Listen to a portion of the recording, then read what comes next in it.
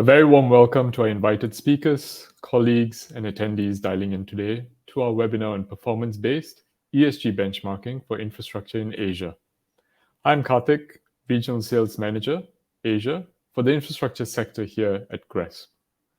Joining me today is my colleague David, Business Development Director for EMEA, also for the infrastructure sector here at GRESB, and three distinguished speakers with experience in distinct infrastructure asset classes for Asia, including renewable power, data infrastructure, and transport. Before I hand the baton over to David, who will be moderating the discussion with our invited speakers, allow me to take you through the current ESG landscape and sustainability reporting in Asia. I'll then take you through some of the key ESG indicators that are most pertinent to select asset classes in Asia.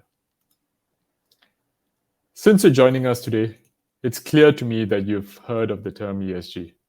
Now, ESG really is an alphabet soup of definitions, acronyms, and most often than not, mean different things and levels of importance to different companies and sectors.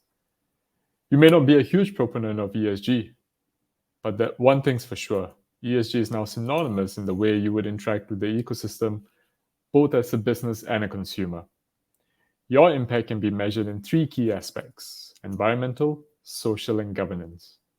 However, what you see here on this slide is that ESG is discussed in many different ways, simply because over the many decades since its inception, it has evolved from mere philanthropy, being defined more clearly as corporate social responsibility or CSR, and in giving it an ambition towards realizing certain climate-related targets, it has now evolved to meaning many different things in the way in which it is perceived. In fact, the incorporation of sustainability as a fundamental business element today is now a determinant of success for organizations, being given board-level priority. This has led to a rise in the role of a chief sustainability officer, which has seen a dramatic 228% increase from 2011 in staffing the role across Fortune 500 companies.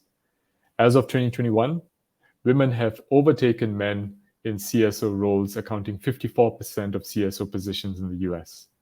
Now, Asia is not any different in terms of gender diversity and inclusion for staffing CSO position.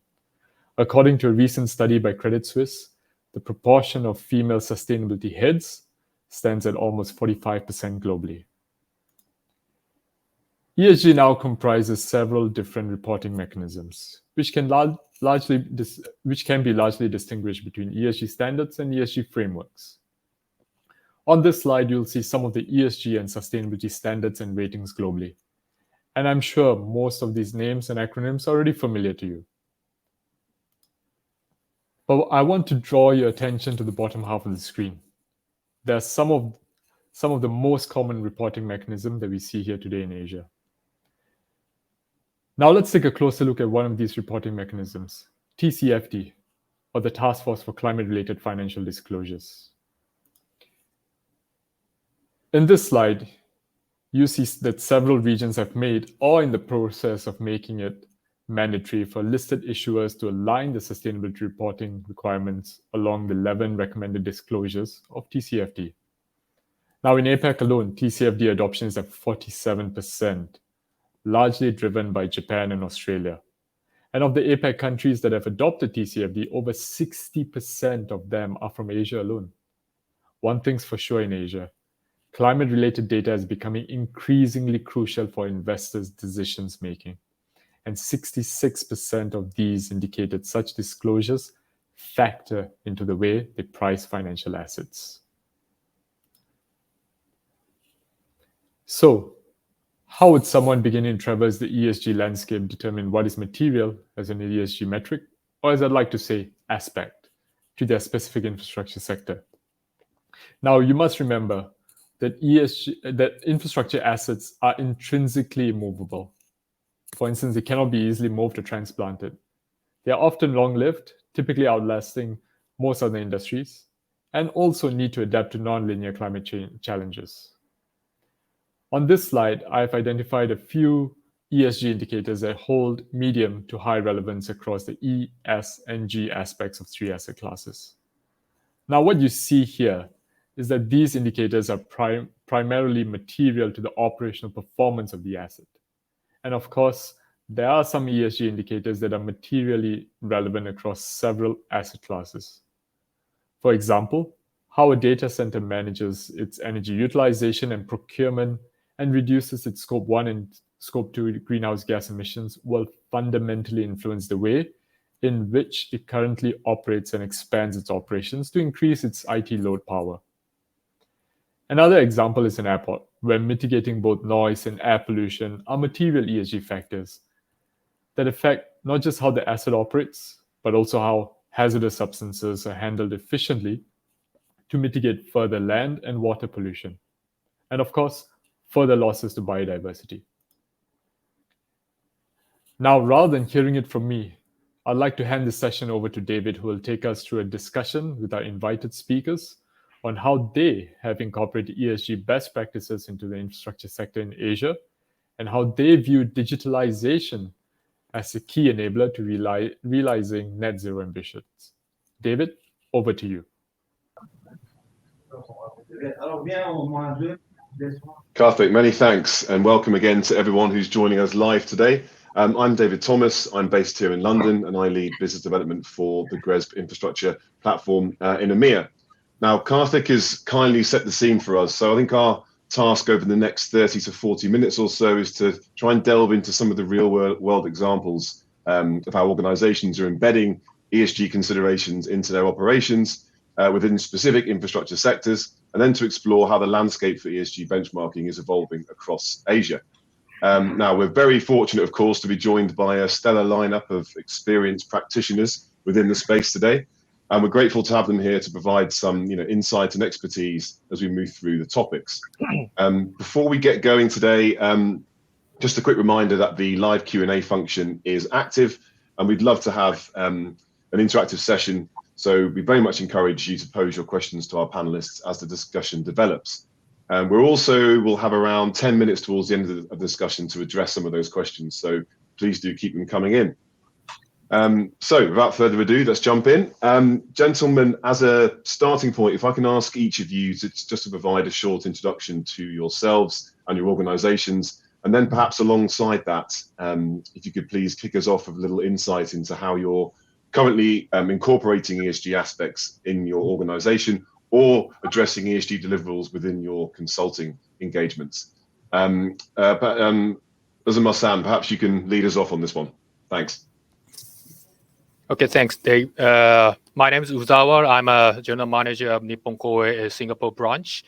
Nippon Koei is the oldest and the leading multidisciplinary international engineering firm headquartered in Tokyo, and we are listed on the fourth section of Tokyo Stock Exchange. So in our earlier slide by Karthik, now we have to report in line with the TCFD. So we also established a sustainability committee, but trying to catch up this trend globally. And Nippon Koei, again, we have architect, engineers for planning, designing, and supervision and construction of the infrastructure project all over the world in the field of energy, transportation, real estate, water, environment, well, every social infrastructure engineering consultation we have been conducting with more than 6,000 colleagues globally. Again, because of the change of the requirement in the Tokyo Exchange, we are actively working on how to cope this requirement. But since the establishment of the company, management philosophy of Nippon Koei Group is act with integrity and contribute to society through technology and engineering. So we believe that our approach to sustainability is already manifest in it.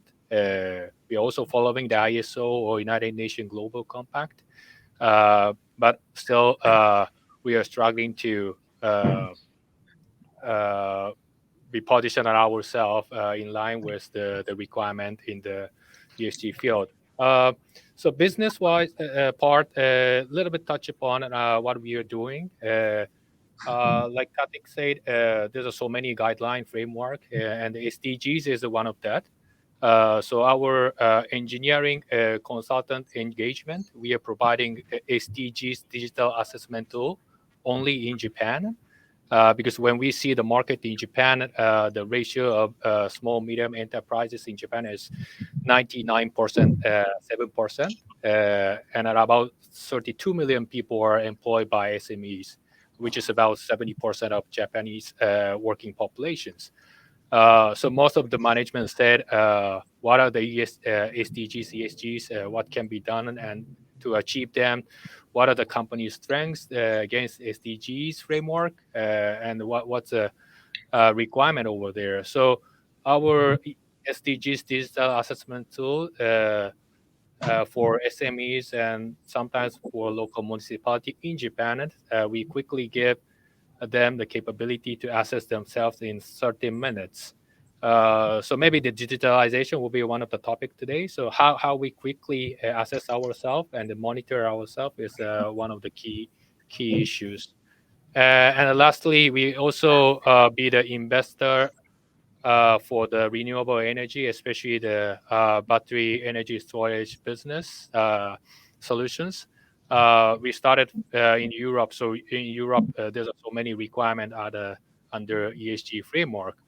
So as an investor, business operator, we have to do the ESG due diligence over the development phase and the construction phase. So again, I'm happy to be here and discuss with the panel today. Over to you, David. Thank you. Very good. Many thanks. And Marcus, to pass the baton on to yourself, please. Yeah, thank you, David. Nice to meet you, everyone here. I'm Marcus Ganter, CFO of Concern Energy.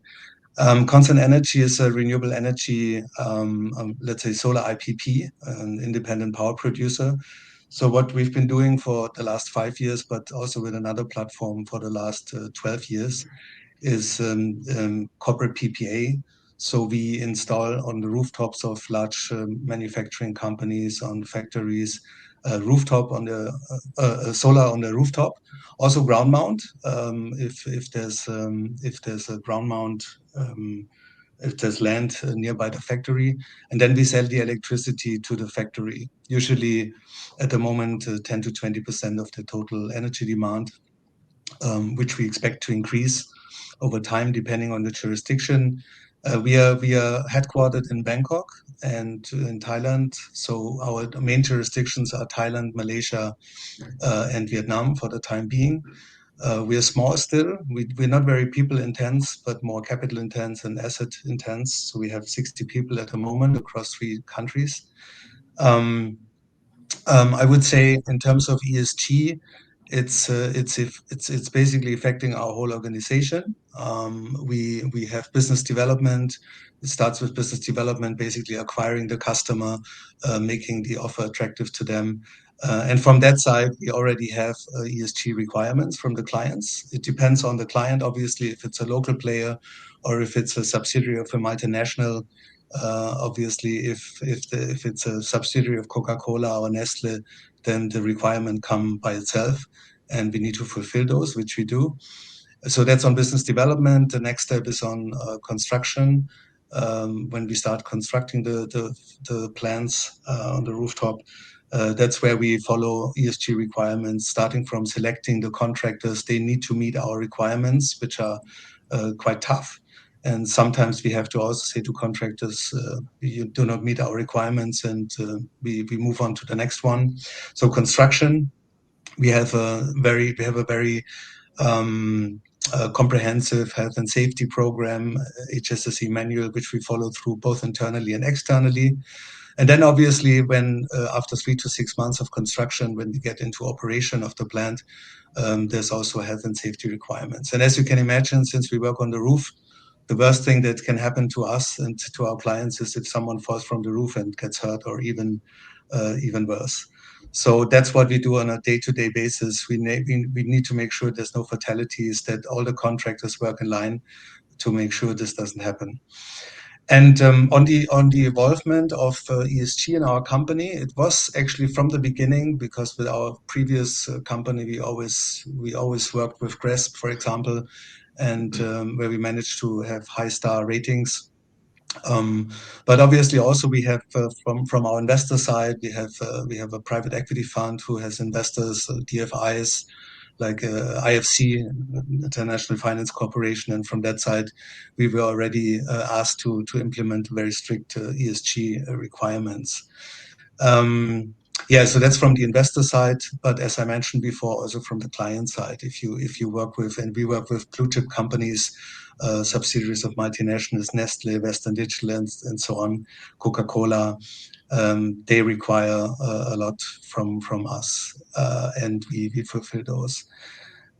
So basically, we put the GRESB process from top to bottom.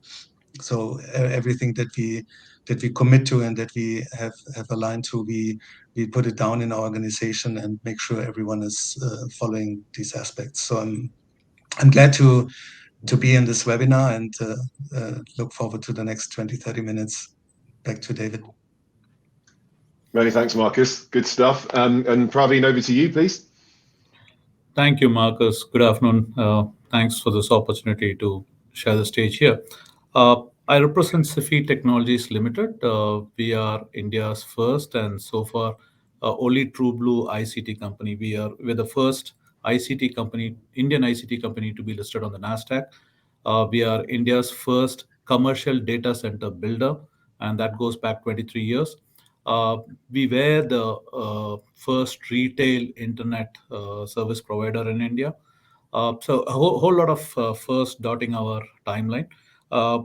But over the years, we moved from just a network-focused business into building out a converged ICT business. Now that's what makes us unique. Because if you look at the Indian landscape, you either find telecom players or you will find data center players. You won't find one of the player doing both of that, and that's only SIFI. By that yardstick, there are several more touch points than the others as far as ESG goes, as far as we are concerned. But we are rather late entrants to the ESG study. What's ironic is that we have a background of about 7-8 years putting out our integrated report, and that became the foundation for our ESG study. So with the blessings of our management about 2 years back, a little under 2 years, we started the foray into ESG, and we deliberately looked at the data center part of the business for a single reason, that we were looking at what of that business of ours has the maximum touch points as far as ESG is concerned to begin with. That was the ESG business, the data center business, and we are well on our way to put out our first sustainability report. We are not starting from scratch in that sense, because a good amount of what came out of our integrated report forms that foundation. As we speak right now, we have made solid progress. Now, our benchmark reporting year was 21-22. We used that data set to see how we have progressed in 22-23, and suffice to say that we have come quite a distance on the environment and the governance side of the business. The social is still a work in progress. By probably the end of the year, we should have substantial numbers to report. That's from my side. Thank you. Many thanks, Praveen. Actually, just before moving on to our next topic, we just had a question come through, so thank you for that, which I think ties quite well into these opening comments. So an attendee has asked, how do you incorporate biodiversity and nature into your operations and investments? Was there anyone on the panel who'd like to tackle that one straight away? Sure, if I can go first.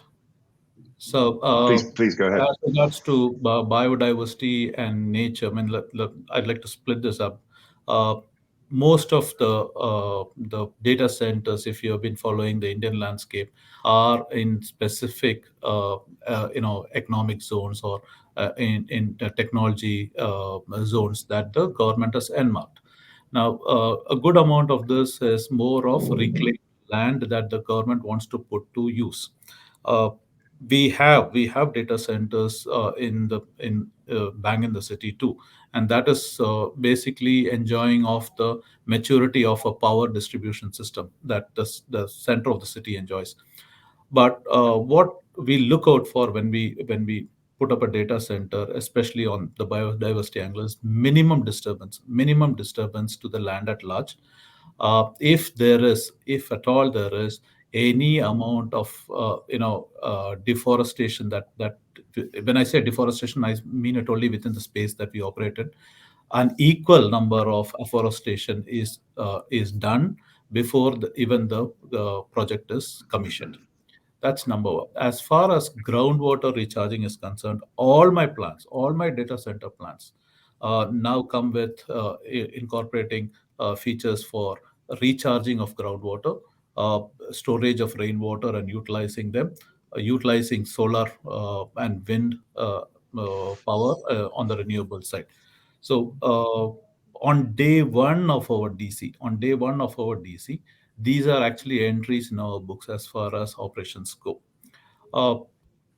By that same extent, investment also, we look at it from the investment side and say, all right, what part of my capex is going to be assigned to renewables, and we are clear in that because we started down on the renewables road in 2021, and now we are more or less mature in terms of what we earmark for our renewables operations. Very good. Thank you, Pravi. I don't know if any of the other panelists would like to comment on that, or we can move on. Please let me know. No problem. Okay, I think we will go on to our next topic here. So obviously we heard in those introductions that we've obviously got a very diverse sector expertise going on here. So with that in mind, I just wanted to ask if you could share your thoughts on what you see as being critical or material ESG metrics currently, and also perhaps looking forward to, say, the next 3 to 5 years within your specific primary sectors. So Marcus, perhaps I can come to you first from a renewable energy perspective. Yeah, critical ESG factors are for sure in our business safety for our workers and for everyone who's going on site. So the safety aspect is the most important aspect. For sure. I think environment might become also more crucial. I mean, right now and this is also following on the biodiversity, since at the moment we put the solar on the rooftop of factories, which is mostly industrial areas. It's probably not so relevant for us right now. But if you think about the further expansion of this whole corporate PPA market, where you have direct PPAs coming up. I mean, in Malaysia, it's already becoming effective. In Vietnam, they're discussing it. In Thailand, they've been discussing it for many years, but it's a question when it becomes effective. But basically, if that allows you to disconnect where you generate the power from where the power is required, right? So let's say you buy or lease a land outside the city, and then can basically export to the grid, but this is dedicated then to a certain off-taker, then biodiversity becomes into effect as well, and then we need to look obviously into environmental impact assessment. So I think this is becoming more broader in our business on the corporate PPA market, moving from industrial areas more into rural areas, where we then also talk about larger projects. Right now we talk about 2-3 megawatt. In the direct PPA market, we talk about 20, 30, 50 megawatt. And then definitely this is what we see in our business, the change in landscape. And then I would say the safety component becomes a little bit less in focus, but more on diversity. That's how I see the involvement in our business in terms of ESG primarily. Many thanks, Marcus. And Azamar, I suppose from your perspective as an energy business operator, your thoughts, please. Yeah. So according to our experience as a business operator, so it was noted during our ESG due diligence study that supply chain represent the large potential ESG risk for most of the companies, yet the biggest area to make the positive impact. And the structure of the especially our case, battery system project, completely depend on the input of their contractors, suppliers, representing potential risks. So as such, so we Nippon Koei has now developed the ESG framework for sustainable tendering and scoring, with allocations and the selection and our criteria to aid in selecting the vendors, contractor, which entail the lowest ESG impact and the possible other risks. So we put this criteria in our RFQs, so that we can minimize our side. So yeah, this is something I can share today. Many thanks. And Praveen? Well, our ESG journey, by virtue of having us started later in the day, we were very clear on that the supply chain angle of it is going to be an integral part from day one. So wherever, and we looked at a very top line kind of a view as regards to what we would report and how we would report on that. And we were clear that those that we report on, our shareholders, our supply chain will also report on. So to that extent, I think we are touching upon many of those, whether it is renewables, whether it is the core power itself, whether it is governance, whether it is a social part of it, all of that we're kind of doing. We're touching upon all of them, including our supply chain too.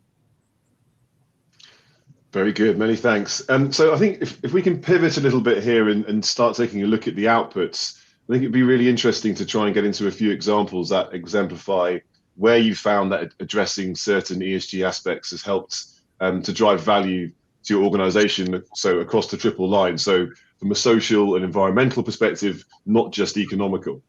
Perhaps, Asmar, I'll come back to you first, please. Okay. So still we are struggling to bring some value proposition from our services. But one of the example we had in Indonesia when we talked with the real estate developer who are willing to introduce the shuttle services in India, which was suspended during the COVID. So reactivate the shuttle services.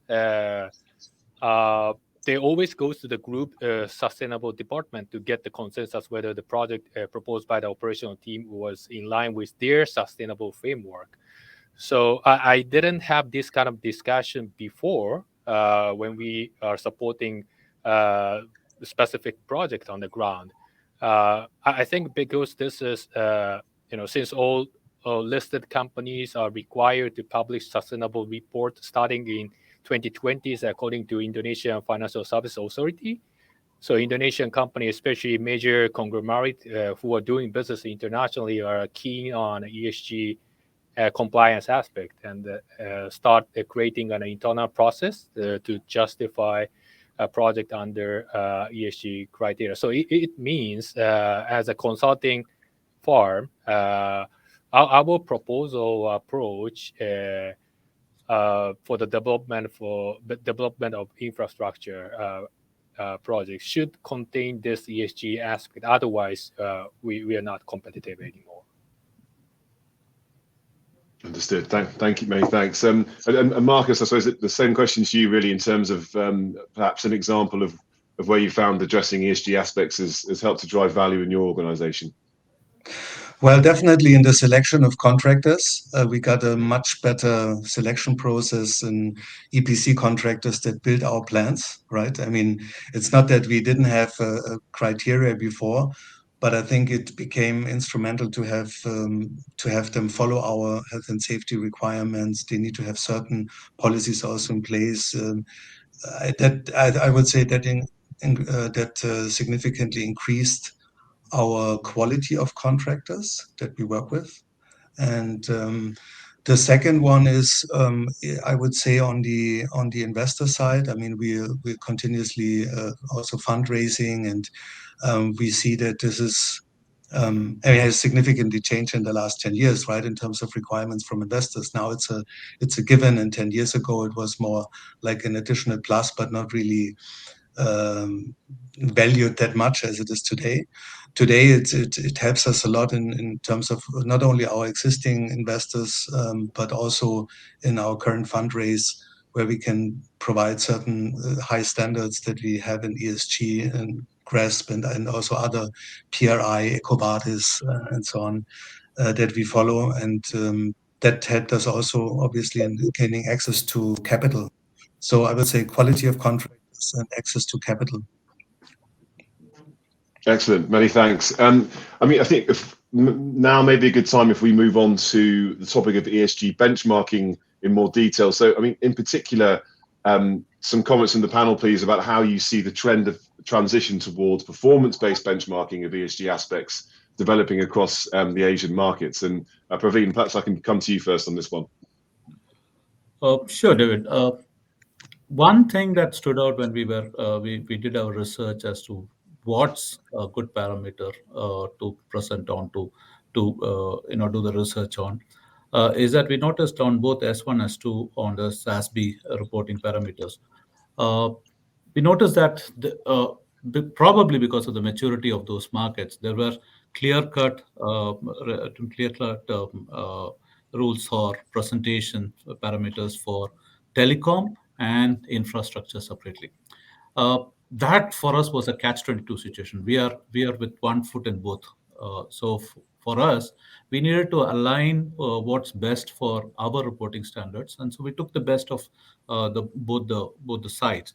When we did that, we also realized the fact that some of these percentages, some of the reporting parameters will then have to be rewritten from how we see it as an ICT player. Okay. For example, if I cannot speak just on the data center footprint or the renewable energy that we utilize on the data center, because for me, the network and the data center are intrinsically connected to each other. Okay, that is something that we kind of had to get our head around before we started presenting. So since we are in the early stages of our presentation, like I said earlier, we are only looking at presenting the larger parameters. And as we go forward, we know for sure that we will get into sub-factors and how we got to measure them. So that's where we stand right now. But yes, with time, we see ourselves, and the data is already staring at us in the face. So we see ourselves looking at CDP and TCFDs as an extension of our Scope 1 and Scope 2 emission norms that we presented. Many thanks, Praveen. And Azamar, from your perspective? Definitely developer will face increasing ESG pressures from their financing partners, and also important for accessing cheaper financing such as green bond. From our consulting engagement, for example, one of our clients in Indonesia, whose main business is the conventional fossil fuel power producer for a long time, is now planning to build a huge hydropower plant. It's a multi-thousand power producing facilities in the country. So this means even though these traditional players are working so hard for decarbonization. So yeah, this is actually an inevitable move, I think. Absolutely, many thanks. And I suppose, Marcus, finally, from your perspective, when it comes to the transition towards more performance-based benchmarking of ESG aspects, what are your views on that? Yeah, I think it's evolving. I mean, it's primarily driven on our side by our clients, I have to say, since they have we are basically part of their journey to carbon reductions, right? So if a Nestle has a target of to reduce their carbon emissions or become net zero by, I don't have the year now exactly, but let's say 2035, then we play an instrumental role, right? So they will basically drive us also to help them, and we have this. We see this in terms of we call it follow the customer strategy. So if they come, we start with them basically to do everything in Thailand for the time being. But they ask us, right? We have a global target. We need you to support us and to follow us, basically, also in other factories in other countries. So they've asked us to go to other Asian countries, but also in Europe to meet their requirements. So they have very strong performance requirements. And I agree with Osawa-san. I didn't mention that it's not only access to equity capital, but also the banks are very much in project finance or green bonds.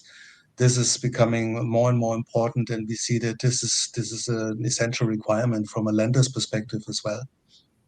Yeah.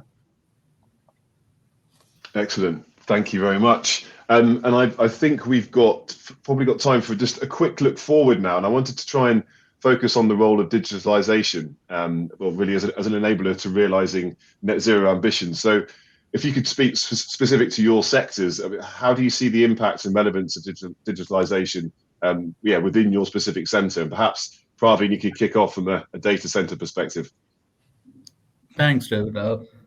This perhaps is where we have a very different ESG journey from the rest of all of us. We actually went back, and we are a technology company, so we kind of leaned back on our technology strengths. We mined 23 years of our existence and saw the alignment to different global parameters to begin with.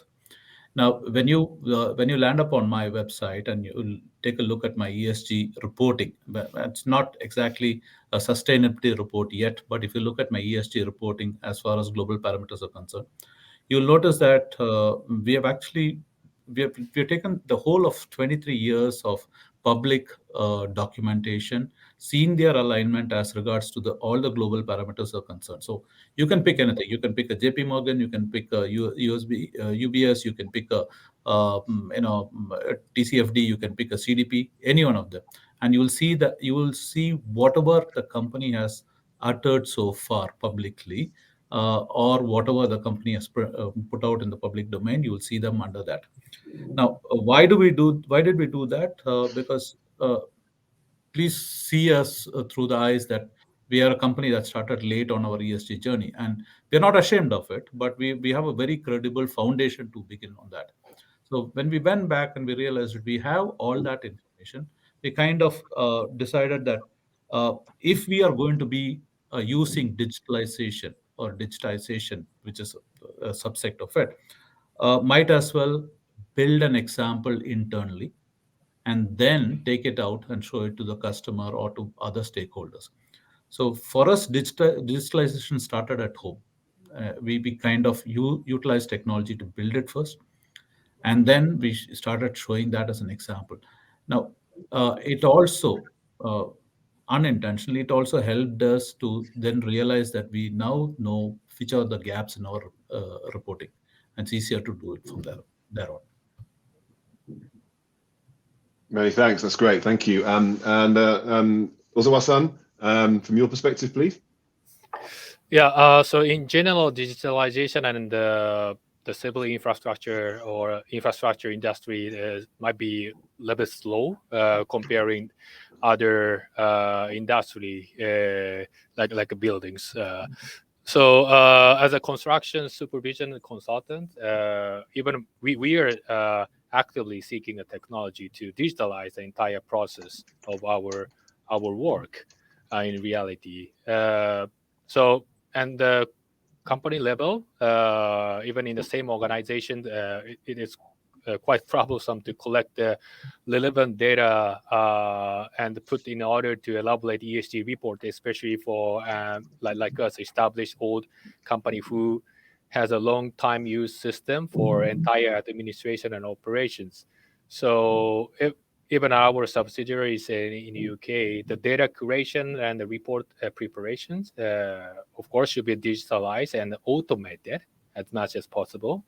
Otherwise, ESG compliance activity becomes huge burden of cost for the company. So we have to set up the department, having more staffs and checking one by one and collecting the data. So in general, yes, digitalization is indispensable for this project. But the service level, I think there are some solutions combining the ESG monitoring and reporting and the carbon credit calculator in trading as a one-stop platform service. So I think there are so many services or applications to support each company's or project initiative. That's great. Thank you very much. Right, I'm just seeing we've had a couple more questions come in from the live Q&A. So I'll put this one to the panel. So with regards to carbon offsetting, how do you realize such ambitions through renewable energy attributes such as RECs and carbon credits? Anyone like to raise their hand for that one?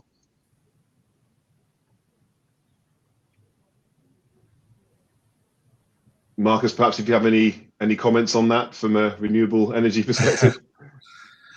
Yeah, we looked into that, and actually the trend is also that on carbon credits in our power purchase agreement, usually we used to have the carbon credits in our power purchase agreement, so the rights on the carbon credits, and no one really bothered about it. It was just like a standard sentence in there, right? And then we realized, oh, actually through our Japanese partner, there's a JCM, a joint credit mechanism, where we could have a subsidy grant, right? If we have at least 50% of the environmental attributes, right? And then we went back and checked our contracts. Do we have it actually? And I think also in recent negotiations, our off-takers now also negotiate because they want to have it. So there's a significant change in the awareness of these environmental attributes. And we also, to be honest, we're probably a little bit behind on looking at it in more detail. But what we did last year and this year is this joint credit mechanism where we built 30 megawatt in getting a subsidy from Japan through our Japanese partner, approximately $4 million. And this is where we stand. But I can say awareness has increased significantly over the last 3 years, both from our clients and on our side. That's great. Thank you very much. Thanks, Marcus, for that. I think I'm just taking a look at the Q&A here to see if we have any more. I think we have one more coming through, slightly linked to the previous question. So the attendee here asks, from your perspective, how are GHG emissions being mitigated within the supply chain due to increased demand, due to ramp up of operations or additional infrastructure assets? It's probably the final question we've got time for here. So if any of the panel like to take a stab at that one. Okay. Well, let me try. I want to share. I want to share. I'm also looking for the answers, right? This is, be honest, because maybe we discussed earlier. For example, EV charging stations. Do you think this is the solutions for the decarbonization? Maybe there's so many discussions, right? So where the power coming from? If the power coming from the conventional power system, so do you think EV is, it's good or no? So I don't want to deep dive on this, but I think the challenges is even this ESG field. There's so many framework initiative. That's why we are trying to find what the right way. And like Marcus says, even the carbon credit field, the JCM is a Japanese scheme, CDM, the international scheme. There's so many framework, and each framework has a different requirement and obligations. So be honest, it's depend on the project, and then the project fit to the guideline. We just select that. I think that's a reality for the time being. Many thanks. Thank you for that. And and I think we've probably just about out of time here. So I'd obviously like to take an opportunity to say thanks again to our panel for providing their expertise and also being very game and nimble when it comes to responding to some of these live questions as they've come through. It's great. As I said, we always wanted to have an interactive discussion, and I think that's what we've achieved today. So thank you very much, and I will pass back to Karthik to take us through to the next piece of the session. Thank you.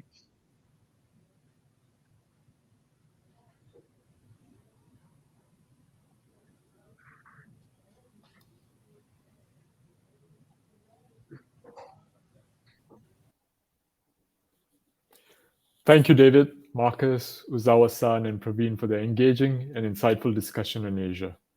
With the numerous ESG reporting mechanisms, I'm sure you may be feeling a reporting burden as the time arrives. Fret not, this is where an ESG benchmark like GRESB comes in very useful in streamlining the reporting requirements for real assets, which includes real estate and infrastructure. 2, preventing double reporting of the same real asset across other frameworks, guidelines, and standards. And 3, being a very cost-effective solution as a unified ESG platform for real assets. Today, GRESB is the only ESG peer benchmark that focuses exclusively on real assets. And where there is a need for a peer or sector benchmark as part of your sustainability disclosure requirements or roadmap, GRESB is globally recognized and supported. You see examples here on this slide extracted from a local exchange. Now, with our unique market position, we are the only ESG peer benchmark that serves both listed and non-listed markets. Now, GRESB has 2 types of assessments: the infrastructure fund assessment and the infrastructure asset assessment. If you're an infrastructure fund, asset owner, manager, or operator, I'd recommend starting with the infrastructure asset assessment in your first year. Please do reach out to us if you'd like to learn more.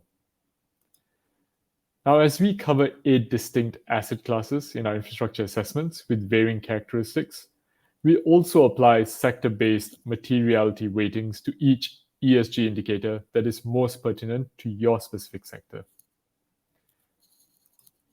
On that note, I'd like to thank you and our distinguished speakers again for joining us today, and we wish you the very best on your ESG journey. Have a great evening.